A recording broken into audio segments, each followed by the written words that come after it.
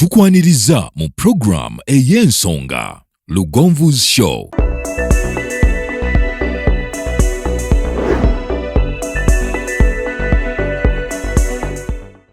Africa yona tuwuliriza Lugonvu Show. Genda ke Bulaya, Latin America ne Buwarabu. Chikolenga Lugonvu, wuliriza Lugonvu. Sibya Lugonvu. Ochikolanga Lugonvu era oli wa bbeeyi nnyo ali ku Lugonvu's Show. Weebale eno ye show ey'ensonga Lugonvu's Show tugguse. Weebale nnyo atutegedde amaaso go atufisiriza akadde ali mu ggwanga Uganda ali ebitala w'eggwanga ng'oga nti nze kasita nfuna notification ekyo kinkakatako okugenda butereevu mmanye ate biki bibafumbye olunaku olwaleero. Nze Simon Rock nkugamba nti bw'ondaba omanya nti tugguse abatwagala muteekamu n'akajanja kituwa amaanyi naffe no tubyagala bitunyumira oba ng'oscrollinga bw'otyo ogenda mu TikTok nga baakatemi ne bakateekayo abantu nga babyagala mwebale basaasaanya enjiri naye nga tuli wano okuba nga tukusomesa nga bwe tukujjanjaba. Musawo Aida Nassolo waali ono nno specialist mu kukebera ng'akozesa akuuma ka scan tumuyita aka TV buli omu ky'okayita kyekyo. Aba Wandegeya Imaging Center biro mtuletera wano abenga asomesa Wandegeya Imaging Center basangibwa Wandegeya mu bitaala omukono gwa kono kugwa agenda bwati gagende emulago bwotuuka mu bitaala bwoti kebera wa parking wa obutakisaawo ebipande bya fujja kubira babinene nnyo biwandise konti Wandegeya Imaging Center mu ddwaliro bakugambye tuwetaaga okuscanning baba kusindika ku Wandegeya Imaging Center.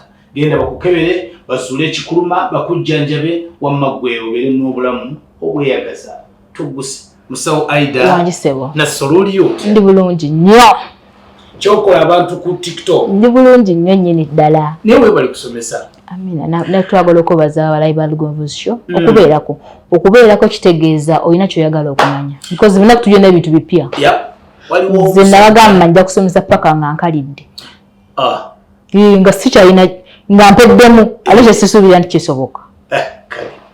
Manyi Oluganda luzibu nnyo. Nina mukwano gwange bamuyita Matovu. Matovu oyo mukubi wa bass mudongo. Akola ne Genius Powers Band. Yansanzira ng'ayagala kuwaya ekirabo. Naga nti talabanga musomesa mugezi annyonnyola omuntu ataasoma bya science. N'ategeera science. Abantu abasinga basoma bino ebyammwe ebyekisawo oli ajja swinsi n'aleeta terminologies n'azikubawo n'atambula n'akolaki n'agenda naye osomesa omuntu ataasoma n'asigala ng'ategedde science ate nga gwe mulamwa kyekiriwubirirwa nga we ne bagamba this is my passion kugamba kyekintu kyenkola n'omukwano ayampulira nga njagalira nze mayisa zenva waka wange futuko saa 12 mba Wandegeya omwami akachayi n'akanywedde omwami saa 10 abaganywa akachayi obo namo musawa mwendo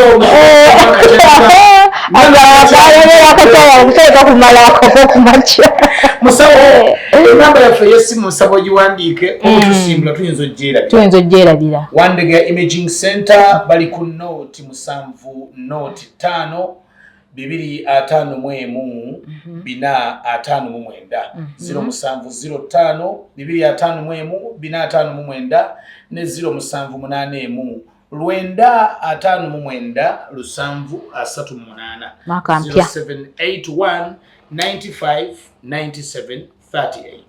Obubaka buno kyonna kyoyagala ekikutawaanya kyewuli ekisumba obulamu bwo weereza ka message ku WhatsApp naye ng'okatayipinze voice notes oluusi ziwanvuwa ne bitanyuma olinajja n'ayiwako ekiraamo kiramba musawo ajja kuba bw'omukubira n'atakwata kimanye nti emirimu gy'akola akola ku balwadde bambi toyomba teweeraliikirira ajja kukuddira bw'aba takuddidde WhatsApp message ekola nnyo tusimbudde. Njagala n'okwetondera abalwadde center ne basangawo line ne balinda muko kino kijja nga omuntu akebera waliwo abalala abakebera naye abantu basinga agamba njagala Musawo Aida naye omukyala ku reception nakugamba wakyaliwo abantu b'osanzeewo waliwo yawandika comment nene n'agamba otuukawo saawa 3 ovaawo 8 njagala okwonyonyola n'okwetonda akola nze si papa bwe mba nkola ku muntu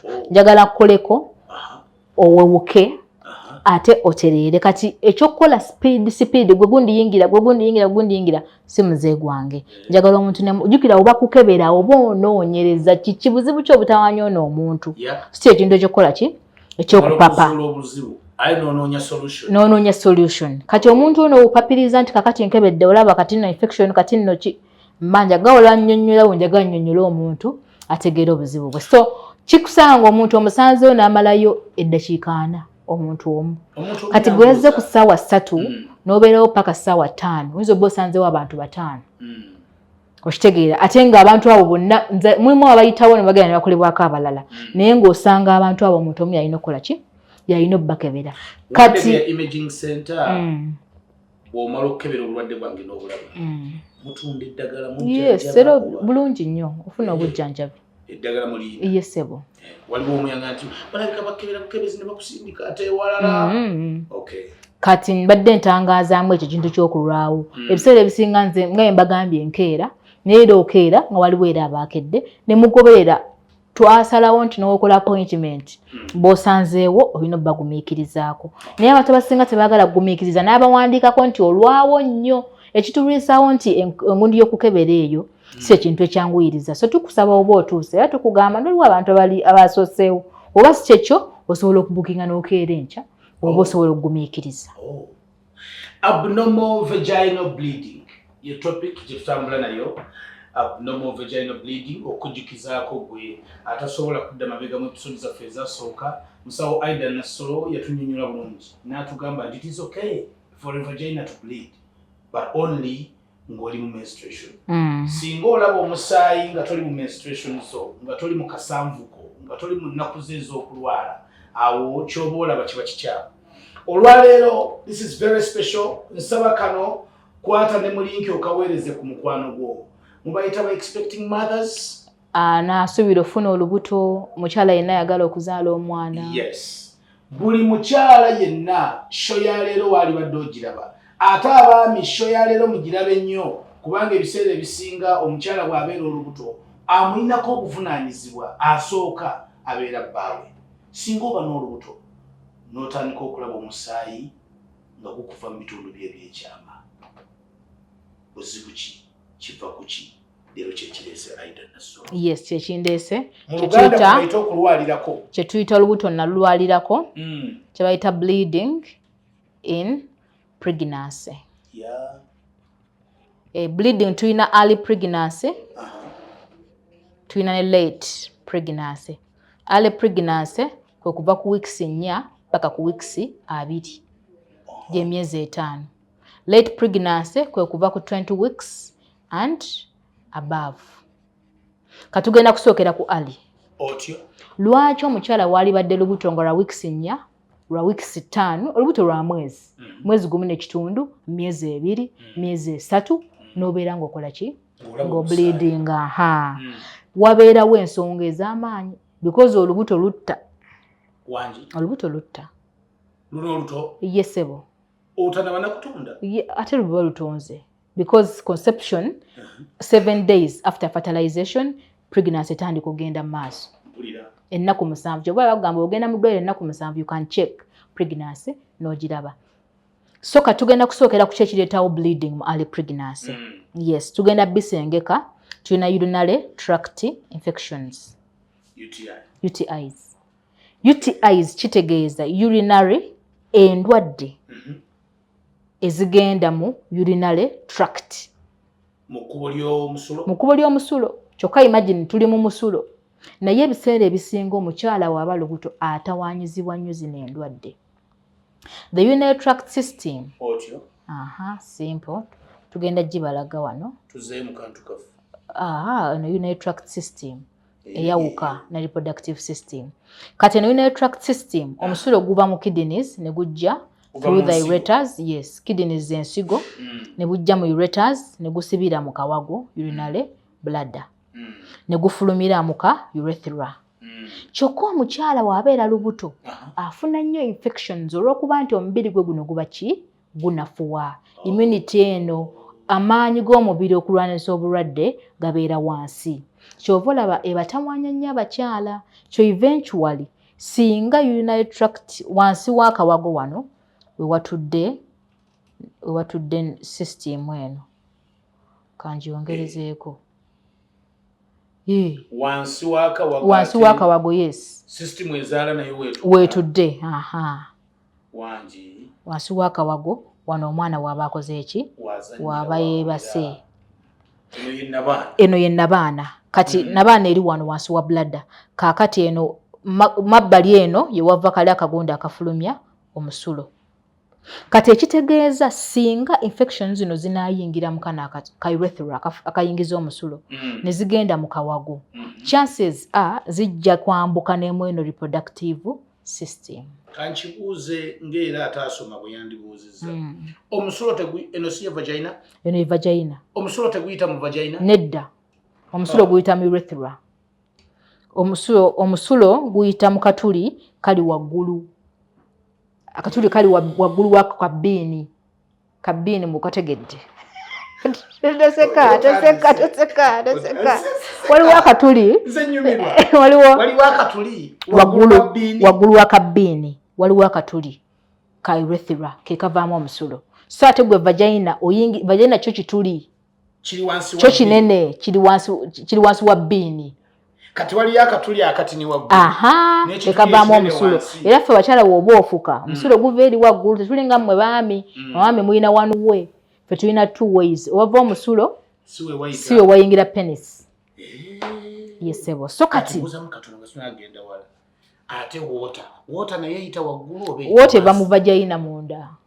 Tontwala yeeyo water eva mu vagina.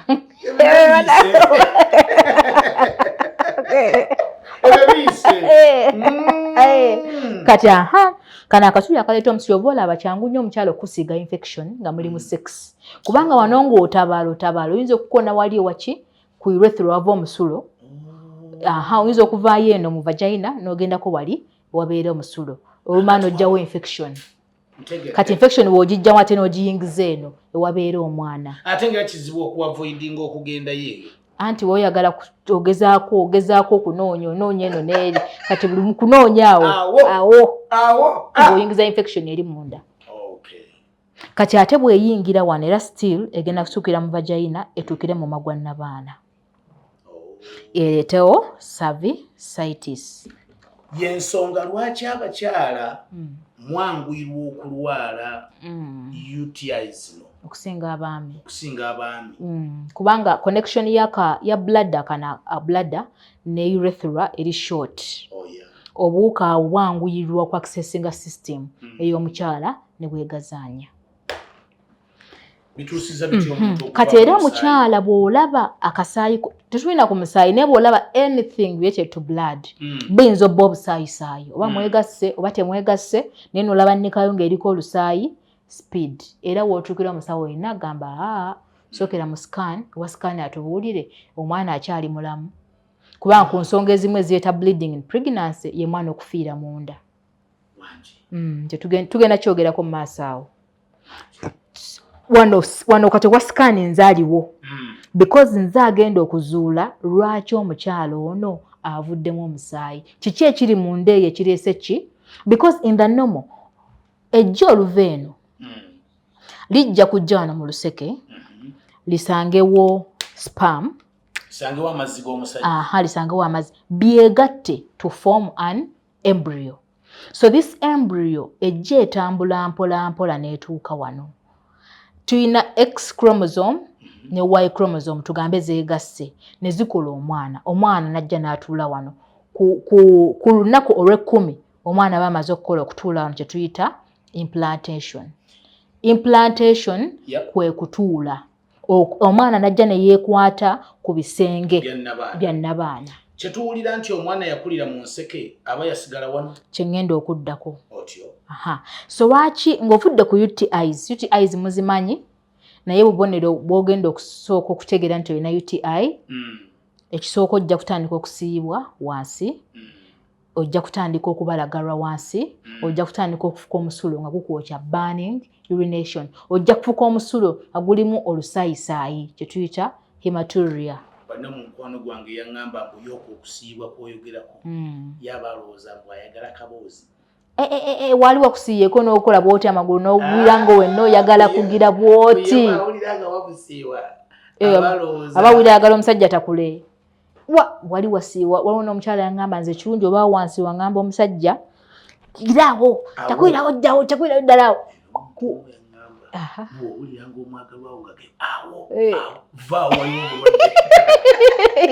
Abakisesezaalimba nedda kisinziira ayinza obba si mulwadde naye bw'oba wakusiiwa oba oyagala ne wabeera nga batakulawo naawe nsanga omukyala ng'abeera yeetakula buli ddakiika nga wabeera wamusiiwa. Yes, so kati zezo yina attractive ofuna obulwadde obwatakatali bleeding ng'oli lubuto ne lubala weeks 3 sooka oddukirewo muki mu scan oba mu ddwaliro laba omusawo bakukebere. So tubadde tugenda ku nsonga ey'okubiri gye tuyise ectopic pregnancy. Esooka tugitegedde bulungi ya UTIs. There's a urinary tract infections. Infections ezitawanya system. Ne ziva mu urinary tract system ne ziyingira mu reproductive system. Zikola damage, eventually oyinza okutandika okukola ki? Okubleedinga. Jjukira infections ze zikyasinza okujjamu embuto.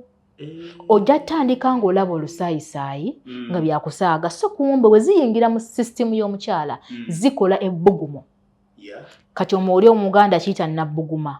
Kati bwe kikola ebbugumo omwana ono agetinga so uncomfortable n'abeera nga ayagala kola ki? Kufuluma. Abeera nga ali eno nga bamwokya. Infection zino eziyingidde mu system ziresemu heat. Jjukira oba mulwadde naawe wennyini owulira ng'oyokya olina omusujja ogenda okukeera ku makya ng'olubuto lwakoze eki? Lwavuddemu. Nga infection yekoze eki? Yeerugyemu just butagijjanjaba. Era ye number 1 eremesa okufuna olubuto. 2 bw'olufuna neerugyamu. So si kyekintu eky'omuzannyo ky'okusinikirako amannyo. Yes. Ectopic pregnancy. Ectopic pregnancy means implantation. Implantation of the embryo anywhere outside the uterus. Ati ngenda kinnyonnyola. Ye mwana okwekwata mu kifo kyonna nga teyeekutte mu nnabaana. Omwana nga takulidde mu kifo kati asobola okukulira mu olaba wano ebyesanga. The commonest site is the fallopian tube. Kubanga enkwaso n'eggi byesinkana mu luseke bisobola okulemererwa okujja mu nnabaana ne biremerawo wano. Nga kiki ekibireetedde okulemerawo? Infections era tuyita pelvic inflammatory diseases. Ze ndwadde ezijja ne zikwata mu ndira. Ekwaso n'eggi bigenda okwekwata nga wano olwedde waliwo amabwa. Ng'olwedde environment yeyokya. Ng'olwedde waliwo pain. Kati environment tebeera conducive. Jjukira buli w'olwala muno enseke obwoya tuyita cilia obukuuma oluseke buvaawo. Kati ate obwoya bwe buvunaanyizibwa okusindika bino ebyegasse wano. Kati obwoya bwe buvaawo bigenda kwekwata bwekwasibwe pa olwo omwana atandika okukulira mu luseke luno lugende nga luzimba. Ofune bleeding gye tuli okwogerako olunaku olwaleero. Kati gwe omuntu wa bulijjo ojja kusooka kulaba musaayi. Nalabyo omusaayi tuyita bleeding, PV bleeding, vaginal bleeding. Ekyokubiri ojja kuba ne amenorrhea nga wamisinze period ekitegeeza wafunye ki? Olubuto. Ekyokusatu pain. Saidi y'oluseke akaseke katono nnyo bwe kati. Kati enkwaso n'ejjugo byekwata wano oluseke luzimba buzimbi bwe luti. Kati omwana bw'agenda akulira mu luseke olwo eventually lwabika kye tuyita ruptured ectopic pregnancy. Enetta abakyala okwabika oluseke because we lwabika namukolako ko omukyala yajja yasaba omusajja ssente. Bano abakyala bataagala kukola. Ali wakampereza ssente nina pain nanteddemu olubuto ndi wano nsesema. Omwami namugaa siina ssente. Pain nga yeeyongera bweyongeza namugaa nnumizibwa ko mwami gendako wandegeera kukebera anti sooka ompereze ssente. Olwo ekula lwali buli olwo neeyabika. Agenda okujja waffe nga yenna aweddemu omusaayi yenna pain y'amaanyi tugenda okukebera nga wano wonna yeetoolodde omusaayi. Kyetuyita hemorrhage yonna all over the place wonna judde omusaayi nga ono oseke lwayabise kati ate ekyo wera kikola kumanga it is an emergency bakuddusa mu theatre nga balusala bwe shwi nga basuula eri teruba na mukisa kuddamu kuzaala obugayaavu bwaliwa bwe yalaba bleeding n'ategeera nti nafuna olubuto n'afuna ne pain teyagoberera Lugonvuzi Show kutegeera nti ezo signs zaki za ectopic pregnancy n'agiwa omukisa okugenda ng'ekola ki ng'ekula ate nno omukyala era ntuuka omugamba this is a ruptured ectopic pregnancy, it is an emergency. Sooka okubira omwami omwami agamba nze siriwo ndi kasese sirina ssente akubire maama we ne mugamba naye gwe okola mulimu ki anti yaŋŋaana okukola ne mugamba jjayo ebyo ebiboozi guno omulembe olina okuteekamu obwongo bwo naawe okubeera ng'onoonya ssente kati laba ofiira obwereere oli ali kasese si yakuzaala waliwo bannakyalo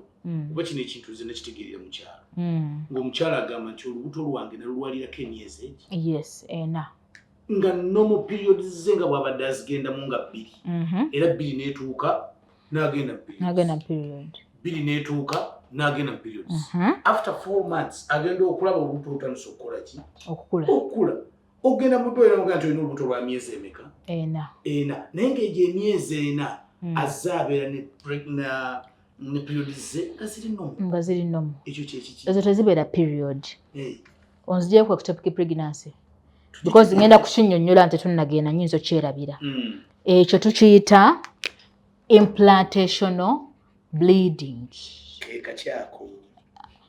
implantational era omwami omu yaŋŋamba nze nali nkola sex omanyi bakyala buto bawooma nnyo asiri musajja naye abasajja batwe baŋŋamba banyumiza naŋŋamba omanyi nze omukyala wange ono mwagala nnyo ng'ali lubuto aba abuguma nnyo wansi naye ku luno namukozeeko emikolo paka we yavuddemu omusaayi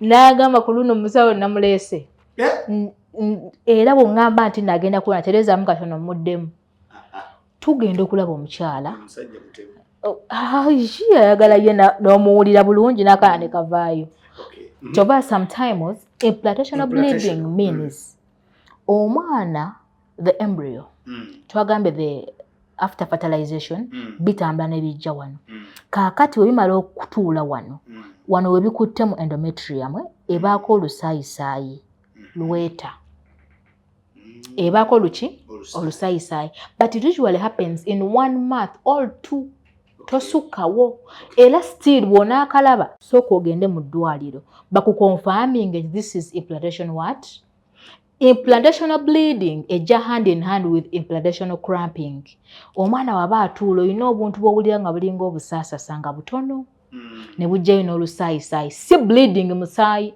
ojja kuddaawo otuula olowooza implantational bleeding kumbe olubuto lukoze eki luvuddemu okitegeera kati kyebayita implantational bleeding ekyo kyebayita okulwalirako it is usually singa tugikeba nituconfirming nti this is implantation tukuwa bed rest nti sex mumuzeri wa bbali webake bwebasi nakunywa kacaayi ofune rest omwana ono asobola okwekwata bulungi yenyweze ekyo ng'ani akigumiikiriza ati abasajja omusajja agamba bulungi kati gwe webakaawo nga wetekuona because wantu bona omusajja wanaakuba ennyo wano omwana agenda fuluma kiyamba okuba kiwulikika bulala ntuuzise eki kiwulikika bulala ate aba akuba bukubi tukozesa ekigambo kimukama wange kale tutwale ekyo kuba kati anti abasajja nze mbagamba nti mpola mpola tokubakutta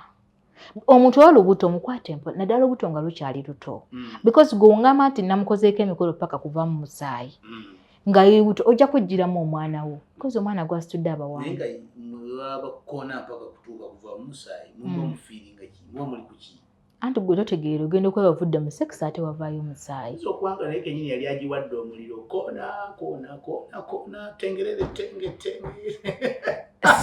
so kyekyo nkizzeemu ekibuuzo kituyita implantational bleeding but with the bleeding in pregnancy tozannya oyinza okuba ogiyita implantation kumbe it is an ectopic pregnancy olubuto lwagenze wabweru yes So signs like ectopic pregnancy twazogeddeko. 1, missing a period, amenorrhea. 2, PV, vaginal bleeding, ovaamu omusaayi. Ekyokusatu is pain. Pain eyinza okuba very serious ngeri ku side emu oba ku side zombi. Somebody will ask, singa nfuna ekizibu kino oluseke lwange ne lwabika nengenda ne balukebera era ne balusala eyo part ne bagijjamu. Yes. Nziramu okuzaala? Oddamu okuzaala singa luno luba lukyalirwamu. Omuntu asobola okuzaalira ku luseke lumu. Yes. Singa luno luba lukyalulamu bulungi osobola okuddamu n'ozaala. Era nga nzaala abaana nga mbatabika mulenzi muwala. Mulenzi ne muwala. Bonna osobola bazaala abaana with 1 tube singa ebyesigaddemu ng'eri nnomu. Ekyogerwa nti abalenzi baba ku kko n'abawala ku ddyo. Bya bulimba. Omwami yaleeta spams. Yaleeta omwana. N'aleeta XY oba XX yaleeta mininga 6. Kati gwe amagi oleeta buleesi, oleeta buleesi. Osobola okuzaala. Amajiga bageegamu nga XX. Kitegeeza omwana wa musajja. Omwana waffe ffembi. Nange ndeese G. Omwana waffe ffembi. Gwaleeta ekintu mutwe ekitalina format. Gwaleeta DNA. Zenendeeta. Tweyongereyo because bingi. Tukyali ku ale pregnancy. Wiiki 4 okutuuka ku wiiki 20. Okutuuka ku wiiki 20. Tugenda kwogera ku nsonga eno bantu bagibuuza nnyo naye njagala nginnyonnyole. Tugiyita embryonic pregnancy. Embryonic pregnancy. Kye bayita blighted ovum.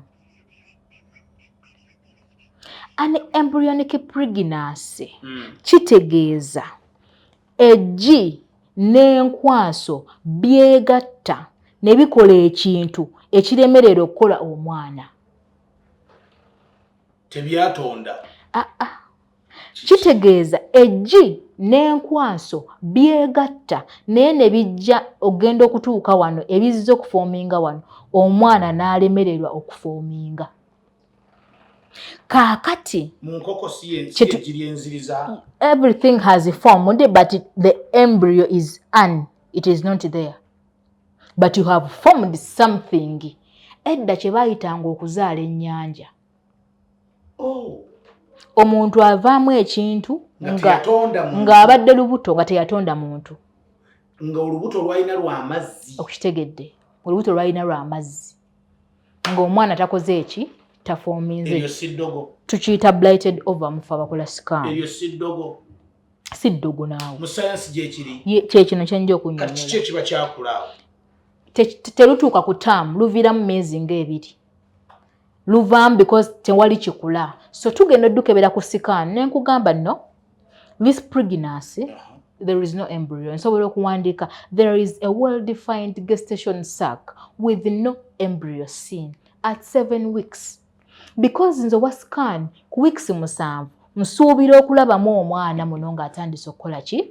Okufoominga. Nsuubira okulaba cardiac activity omutima gw'omwana ono. So blighted ovum ekisawo kibeeramu. Ku muntu kiki ekisooka okutonda? Ekisooka okutonda saba wadde stages I think yanino tandikira. Bw'ofuna olubuto twagambye 10 days embellition starts to occur. Omwana n'abeera nga atandika ofoominga. 4 weeks the gestation sac forms. Yeno sac omwezi ogusooka omwana akulira. Ku weeks 5 ekisawo kibeeramu n'akalala tukayita yoko sac. Yoko sac omwana mwagenda okuliira. Ke kasooka okujja. Ku weeks 6 sac ebeeramu, yoko sac ebeeramu n'omwana abeeramu naye ng'omutima tegunnafoominga. Ku weeks ku weeks 7 sac ebeeramu, omwana abeeramu n'omutima gubeeramu ne yoko sac. Ku weeks 8 omutima gwe gusooka okutonda ku muntu. Igwe gusooka okutonda yes. Kyovola ogwange ngukuuma tebagumenya. Ku weeks 8 there is complete development of the fetus. Myezi 2 omwana aba amaze okukola ki? Okutondebwa. So singa ojja mu scan ng'olina bleeding nga ku weeks 8 sirabamu mwana nja kugamba this is a blighted. Nja kukola ali ku conclusion. There is an irregular sac because sac ye ebeera yakula bweti. kokulaga tali nnomo uterus ebeera ezimbye omukyala agamba naye bankebedde ndi lubuto ka test kalaga am a pregnant woman naye ate mu sikaati muli mwana kati olina agenda naga mujja wanga ndoga taba takuloga the problem eva ku chromosome abnormality either sperm eyazze okuyingira eggiino yabadde teyina bisaanizo kukola mwana oba eggi lyabadde lirakinga the genetic content ekole ki omwana kirita chromosome abnormalities wabula kitera okubawo mu bakyala abakuze omukyala akuze ye mukyala asukka myaka 3 mu age 5 bajjajja abaagala otuzaalira weekaka ku luvubuka ze bannange sayimolioko zijja kuzaalira ne Ismaila ne guli yazaala ani yazaala mu Bayibuli Sarah na Sarah yazaala it is common ozaala ekizizi because the eggs ziba zigenze ziruzinga the quality bw'ogenda okula abakyala myaka 4 5 that is where it is most common though n'abawala abato babifuna myaka 2 but it is common mu bakyala abazaala nga bakoze eki kyova olaba nziramu ne mbajjukiza nti tuzaale mu reproductive age eyo nnungi ey'okuzaaliramu kati mubamu wano nkikutula njina kuzaala kwa 5 njatandika first born kwa 5 nga n'amagumba gakoze eki sibawakanyizza naye waliyo n'ennaku zino abakikutula anti beetaga information bakutula empola wetaaga okumanya Simon Rock okumanya bugagga bantu mangi njo bakolera ensobi mu butamanya ekintu kino kisobola okubeerako omulundi ogusooka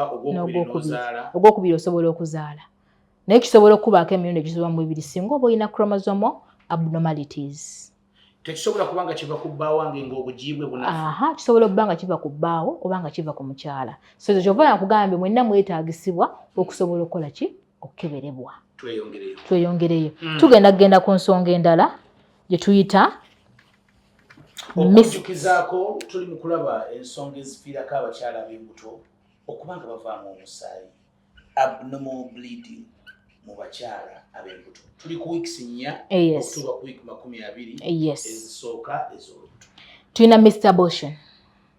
Mr. Abortion ye mwana okufiira munda omwana wafiira munda era still akabonero akasooka olaba bleeding wabula scan ye confirminga either omwana ono yafiiriddemu oba mulamu nze mu kukola scan nzija nkebera why is this woman bleeding in early pregnancy oba ne nkugamba omwana we ali mu weeks 12 naye siraba cardiac activity omutima tegukuba nze ngenda kuwandiika nti the embryo is visualized wabula the cardiac activity is absent omwana mulaba naye omutima tegukuba ekitegeeza omwana yafiiriddemu either lugenda kwejjamu oba genda balukole ki balunaazeemu because omwana asobola okuvundira munda ate yennyini n'ayonoona naye mabegedde twasomesawo ku biki ebyetawo Mr. Abortions dayo scrolling mu videos zaffe infections twazogeddeko mu kusooka nziretera omwana okola ki okufiira munda leeta ebbugumu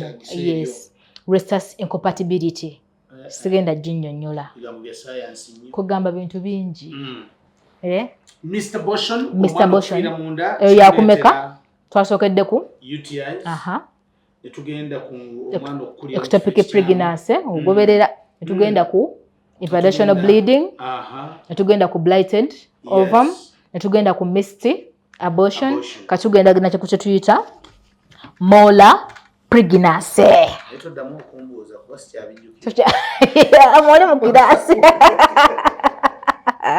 ojja kumpa emiko bayitansi okulowooza fees tugenze ku causes ezireetera omukyalo okukola ki okubleedinga molar pregnancy molar pregnancy is an abnormal pregnancy mwofuna olubuto ne lukola vesicles omwana n'alemerera forminga ne lukola ebintu ng'ebizimba ku luno si mazzi naye nokola mulimu ekintu kiringa ekinyamanyama era bleeding y'omukyala alina molar pregnancy ebeera bleeding evaamu obuntu omanyi buno obuntu obulinga obusigosigo omanyi buno obuntu bwe twalyanga nga buvaamu otuzzi oba buyita batya oba enkoma mawanga kati bleeding yo Kalisizo. Masaka Kalisizo. Kati bleeding ebaamu obudoti nti obuntu bu vesicles bukutuka ku ekyo ekintu ekyakola ki ekyaformingibwa. Naye njagala nnyonnyole bulungi nnyo ekireeta molar pregnancy. Omukyala oba ofuna olubuto omwami aleeta sperm ng'erina XX chromosome n'omukyala n'aleeta eggi nga lirina XX chromosome. Buli chromosome erina buli sperm gy'oleese eba ne chromosome 23. Nene ey'omukyala eba na 23 n'ey'omwami eba na 23. Chromosome is the genetic ye Katonda kye yakola enkwanso ekintu ekirimu ekikola omwana. Okitegeera? Kati wano bwe weegatta bino bikola jjiri omwana muwala. XX ne X tukola mwana muwala girl. Oleese omwami XX n'omukyala XX. Tuzadde kiwala. Kati wano ku mala pregnancy kijja ng'omwami aleese sperms 2. Mbadde nkuwa toto embryo eno eba ne chromosomes 46. Kati mala pregnancy egenda kujja nga eggi limu liyingiddemu enkwaso 2. Kati eggi limu ligenda fertilizing ba 2 sperms. Mukama Katonda yakitonda nga sperm emu yeyina okuyigira mu G. Kati bino ebiformingiddwa naye ba ne 46 chromosomes. So kati wano kigenda kujja nti nno sperm 2 ziyingidde G limu. Abasirikale 2 bayingidde mu barracks emu. Kati ogenda kusanga nga ekiformingiddwa kino kiyina extra chromosomes, kiyina chromosomes 69. Erinana mu 6 nayo na 23 endala. Nayo 23 endala. Okitegedde. Kati bwe kinajja bwe kityo zino eziri excess zigenda kwonoona ekintu ekyo. Omwana alemererwa okukola ki? Okuforminga. Kati omwana baana alemererwa ojja na kuvaamu ekintu kye tuyita choriocarcinoma ye cancer. Eno molar pregnancy esobola okuviiramu cancer. Bano abayingiddemu bano bagenda kunoonya we bayingira bakole abnormal cells zisobole okuduza ku choriocarcinoma. Era waliwo kyemmanya tulabe yali akifunyeeko. Eggi limu erina okubeera fertilized ne sperm emu muyingiddemu sperm 2 ziri mu ggi limu zirwanira ka space ako. So kye bazikola ekyo ekintu ekinyamanyama. Era molar pregnancy kasita tugizuula bwe paba balina okukalakata ne bakukalakata ate bw'eba efuuse cancer osooka genda ku chemotherapy basooka kukalirira because zino abnormal cells zino zirwana ne zifuuka cancer. So bleeding ng'oyiri buto si kyakuzannya tokisaagisa oyinza okuzannyisa ku kintu ky'olifa teweerabidde. Tubulayo causes meka? Okitegedde? Tugenda zimaliriza mu early pregnancy. So kati wano tukubuulirako obeere ng'olina okumanya nga gw'olina omuntu wanjawulo atali wa bulijjo gamba is it molar pregnancy? Must talk about ectopic pregnancy. There was a blighted ovum. Kitegeera ku period ki okukebera okutegeera nti it is happening? Weeks 4. Omwezi kyova early pregnancy scan omuntu agyetaaga kasita olaba ng'olubuto luwezezza omwezi. So ogende mu scan early pregnancy eyamba ki? 1 tumanye ennamba. Olinamu abaana bameka? Olinamu 2 oba 1. Ekyokubiri tumanye omwana ali ludda wa? Agenze mu nnabaana oba asigadde mu luseke. So sitting here I represent a common person. Omuntu atasoma munnakyalo. Batutiisa ne batugamba nti sikaani zino ziteekamu abakyala ab'embuto zinafuya obulamu bwabwe. Bya bulimba. Nti bwe bakuteeka mu kativi ako babakendeezezza ku nnaku zo. Balimba omanyi nze mba lubuto nkola sikaani buli lunaku. Nze sikaani era oluggulawo nga nsooka neeyisaako how is the baby? Baby is kicking, baby is fine. Nga tutandika okukola. Singa nkyalina abaana. Ayo atandise okunnimba. bwakana kagala oyogereko nako mbuteekako okutuusa manyi okawulire kalina kyekagamba ako ebigambo byokagamba ezo just myths naye kati bw'otugoberera omanye ki omanya amazima kati mbadde njagala twogedde kumala pregnancy tugenda kwogera ku kisembayo kye tuyita subchorionic hemorrhage. Subchorionic hemorrhage wensangula bakitegedde. Subchorionic hemorrhage kitegeeza omwana yazze n'atuula wano maka waguze empya naye zakunassa kati okwetooloola wano subchorionic ono ye chorion omwana amaze okufoominga omusaayi gugenda kufoominga wano omwana ng'ayagala kuta ayagala kuva ku bisenge ayagala kuva ku bisenge era omwana waawe yeetabwa ati kyosooka okulaba gwe muki gwe musaayi kati bw'olaba omusaayi tokugamba omwana ono ayagala kuta. Let us give drugs like progesterone tukuwe dufaston tusobole okunywereza omwana ono muki munnabaana waba ojja genda olweyo tuke ng'omwana akoze eki ng'ayiise omwana tafunika ku mulembe guno okufuna olubuto zaabu ku mulembe guno okufuna olubuto ki zaabu so oba olufunye take all precautions osobole okuuma ki omwana wo so katuyiseemu katono eza late ziri nnya zino si nnyingi ate zino zo ntono ntono nnyo eza late tukimale lumu kya pregnancy olubuto olukulu olukuze terunatuuka kuzaalibwa omusaayi guze olususizza emyezi 5 emyezi 5 omwana bamukulu kubanga bamuziika kati biki ebiyinza okuvaako bleeding ng'osusizza emyezi 5 yes kino kye tuyita placenta previa kyekyo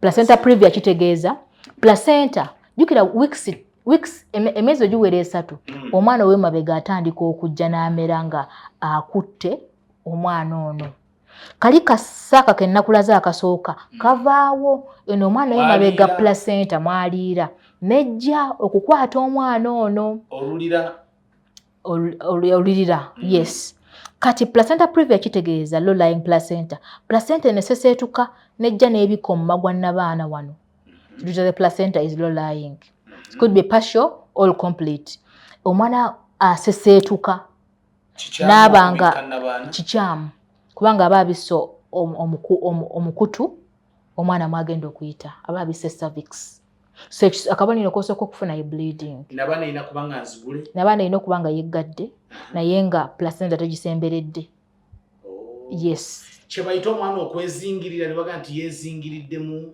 we bagiyita code code akayira kekezingirira mu bulago naye wano omwana oyo mabega yasembula najja wano wabula tuyina n'ekyokubiri kye tuyita placenta abrupture kati bino bwenzirayo kusomera binsomesa ebyako tobitegeera anti nagamba bino byembeera mu nkeera bwenti placenta abrupture placenta olina ebbanga oli well equipped ate sinnabyogerako era ngambi bino byendi equipped kubanga wojja wange ng'olina bleeding ngenda kugamba this is placenta what previa actually ngamba doctor akusindise oba gwe kenyuga ngende wa musawo wange ono bambi ambuulire ndi mukyala wa mazima kakati abrupture is early separation of the placenta eno yeyina okusembayo okujja ng'ozaala omwana naye mu weeks 2 wogenda ng'okula okudda waggulu placenta neyagala kusooka mwana kola ki kufuluma era ojja genda oba lusonyeza okuba kaboda ogenda okulanga omusaayi ow'emabega yagala kuvaayo okusooka ate omwana ekitegeeza bw'avaayo omwana tasobola kukola ki kusiga ate these are deadly conditions zino bw'ogayaala waliwo okufa so olina okuba ng'omanyi ate ekole mu bwangu so zirina types nti tuzeetaaga just olina okumanya nti placenta abrupture ereetawo bleeding in late pregnancy placenta abrupture kituyita ekyokusatu tukiyita pre-term labor kwe kufuna ebisa ng'obudde tebunakola ki tebunatuuka amakkato omwana n'akuluma tannatuuka okuzaalibwa naye nga ekiseera ky'okuzaala tekinatuuka ekyo tukiyita Braxton Hicks contractions omuganda yali mugezi amakato anti omuzungu ina kituuma black histoness hicks contraction zijja mu weeks awa asatu mwemu naye nga tolina kutuuka kukola ki kuzaala no preterm labor y'omwana okwagala okuvaayo nga tannaba kutuuka n'ofuna omusaayi ayinza okuba ensonga nnyingi omuli infection tekoma ate mulabe actually tujja kunyonyola abantu infections zino kyeki bwe tunaamala bino tujja basomesa abantu bategeere infection kino kyeki okitegedde nti abantu abasinga tebakitegeera bulungi naye ffe tuliwo okukola ki nabe n'ebibuuzaawo bingi abantu babuuza so mu bufunze tetugenda bimalayo Mr. Simon naye nze njagala nkubulireko ebyanguwa mulimu ebiri complicated nga gwe obusanga eri mu scan n'owandiika okwegatta ennyo n'abasajja abasukka mu omu tekisobola kuvaako musaayi abasukka mu omu tekisoboka naye sex oyo omungi ennyo mu lubuto nga luto asobola okukola ki asobola okunafuya n'abaana kyembadde ngenda osombyayo kyetuyita incompetent cervix. Incompetent cervix ye mumagwa n'abaana okubeera nga munafu ye mukyala agamba nze mbeera lubuto mbeera mbulidinga bamala ne bagitugga ne bagisiba cervix. Yes kati cervix eyo webeera nnafu kati gwe wojja n'oyagala nti nno oyiseewo emmundu kaka n'omwana aliwa bweru. Naye tujja kuddamu ebibuuzo abantu babuuza ebibuuzo kyemmanyi kweno topic bajja kubuuza ebibuuzo but tuli tubiddemu tukomewo tukweyanziza nnyo weebali ddala tugoberedde Lugonvuzi Show tubadde nnyo serious mutusaasire tutuyisaamu ako kemugamba akasesa bannange ebigambo mubisabikesabike yes tukateekamu oleme kukoowa bino ebintu bw'otabiteekamu ku kasesa oyinza okukoowera ddala oba n'obutabitegeererako ddala naye nga tetukikola olw'ekigendererwa ekyokubaako obuwemu bwe tukola no wabula okwongera okuemphasizinga ekyo kyebatusomesezza. Nze Simon Rock musawo Aidan Nasolo waali era njagala kumuta addeyo ku Wandegeya Imaging Center abenga scanninga ng'ayisa bannaffe naddala abakyala leero ensonga y'infection lwengitegedde era sikyaddamu kugizanyisa weewala infection buli lw'owulira embeera etali ya bulijjo mu gavumenti gye tusinga okwagala maama musawo eyo central government yetufuga eyo gavumenti njagala okusinga eddiini eyo gavumenti njagala okusinga papa okakasa njagala okusinga kabaka okakasa nze sikulimba ate kwe tutambulira kiddeko ne kiri wano kuzaala kwega awo kyekitambuza abantu kasita wangamba tukolera kumala kwenako mukumanya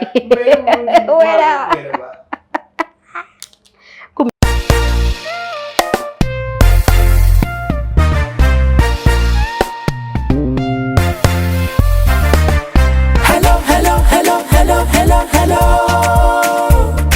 Yefe Hillview Primary, Checho Primary. Twajja kusoma sikulya mmere, sikulya mmere. Nakalo matanga ketwafuna, keko ketwafuna. Mumasaka site mwetusangibwa, awo mwetusangibwa. Abazadde baffe mwebale okuweerera naffe tusoma. Abasomesa mwetubeebaza okunyiikira nga temukoowa. Tujja kusoma bakalasiti,